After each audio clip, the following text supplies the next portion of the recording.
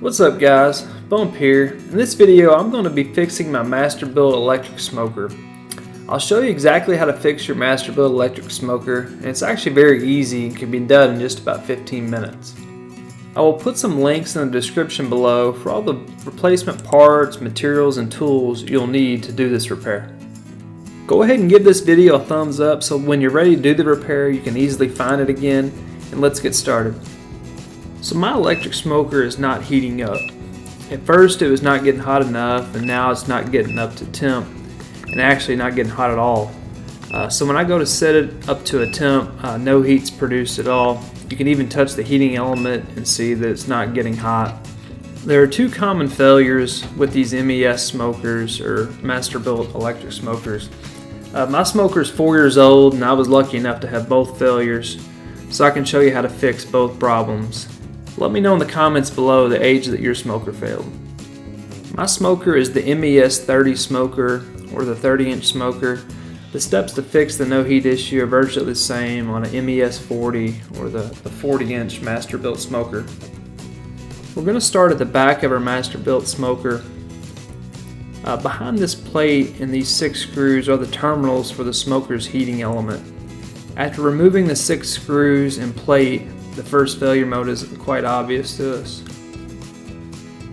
These spade terminals that connect to the heating element are completely burnt up and disintegrated, and these terminals will need to be replaced.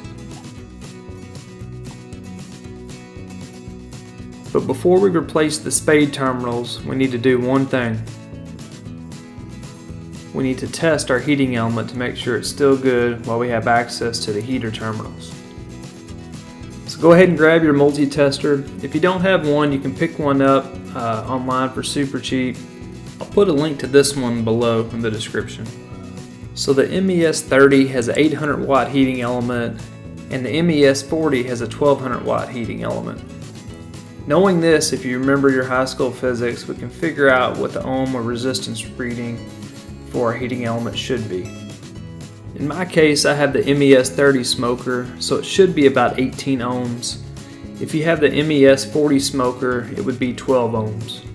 If your heating element tests okay, we can move on to just replacing the spade terminals, and that's what I did at first, but I don't recommend just stopping there. A bit more on that later. To replace the spade terminals, you'll need a crimping tool and some spade terminals. You can pick up a pack of female spade terminals at your local hardware store for just a few bucks. For just a couple dollars more, you can get a whole set of these online. That'll have both male and female for various wire gauges and sizes and different current ratings. The red are rated at 10 amps, blue at 15 amps, and yellow at up to 24 amps. I'm going to go ahead and beef up mine a bit and use blue terminals, even though the MES 30 is only rated at 6.7 amps. The thicker terminal should hold up a little better to heat and current, and should hopefully last a little longer than the ones that were on there. The MES 40 is rated at 10 amps, so the blue spade terminal should work as well for the MES 40. But you could use yellow and go even bigger on the larger smoker if you wanted to. To install the new terminal, you simply cut out and remove the old one, strip the wire, and then crimp on the new spade terminal using a crimp tool. So just the next day after replacing my terminals, I was heating up the smoker and I heard a loud pop. So what that loud pop was actually my heating element failing. So even though my element tested okay and it tested at 18 ohms like I expected, when I replaced the terminals, it failed very soon after. If you're taking the time to replace the terminals, go ahead and replace the heating element as well. It'll save you a lot of trouble in the long run. So seeing how burnt up the terminals are on the heating element, that lets you know what kind of shape your heating element is really in, so it's best to replace them both at the same time. To remove the heating element, we're going to start by taking out the chip loader, and then we're going to remove the 3 screws around the outside of the chip loader. These screws are what are holding the tray and guard assembly to the side of the smoker.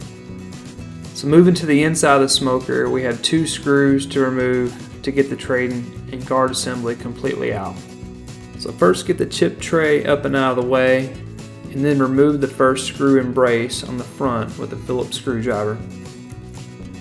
Then around to the left side and the back, there's another screw that needs to be removed using a stubby Phillips screwdriver. After both are removed, you can work the tray and guard assembly out to access the heating element so that it can be removed.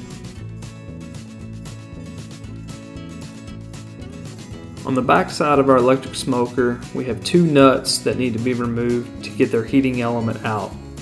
We'll use a 7mm deep well socket to remove these nuts. So after removing the heating element, you can see right away that it's toast. It's got a large hole here. When it comes to getting your replacement part, your replacement heating element, Masterbuilt's pretty worthless. Their elements are always sold out, as it is with any other part that gets replaced often on their smokers. But the good news is you can find these elsewhere online. I've got links in the description below to the 800 watt element for the 30-inch smoker and also the 1200 watt element for the 40-inch Masterbuilt smoker.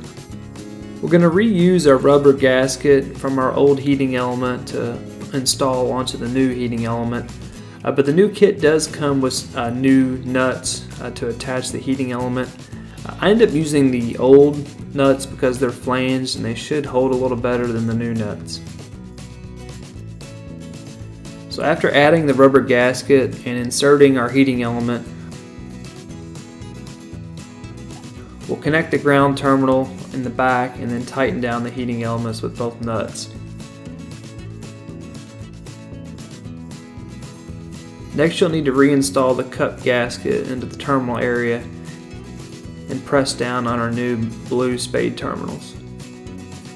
Before reinstalling our terminal access plate, we'll want to redo the flexible silicone gasket around that access plate. That red stuff around the outside of our plate is RTV red silicone gasket. You'll want to replace this to keep water out and protect the terminals because the old gasket's no longer going to be useful. I have a link to the red RTV silicone gasket maker in the description as well. The red's made for high temp applications such as this, and this is a step you're going to want to do if you want your repair to last. After creating a new gasket with our red RTV silicone, just simply reinstall the 6 panel screws and we'll be done. Now we can fire up our smoker and make sure that it heats up as expected. You can expect to see a bit of smoke as the oil from the manufacturing burns off of the heating element. This is going to be an immediate indication that your heating element is good to go. Again, I recommend if your terminals are bad to go ahead and replace the heating element. If the terminals are that burnt up, the heating element isn't far behind it, you're probably best just go ahead and replace both at the same time. If you're going to take the time to do the repair, you might as well do it right and replace both at the same time. I hope this video helps you get back to smoking on your MES smoker. If it did, please give the video a thumbs up and let me know how your repair went in the comments below. Thank you.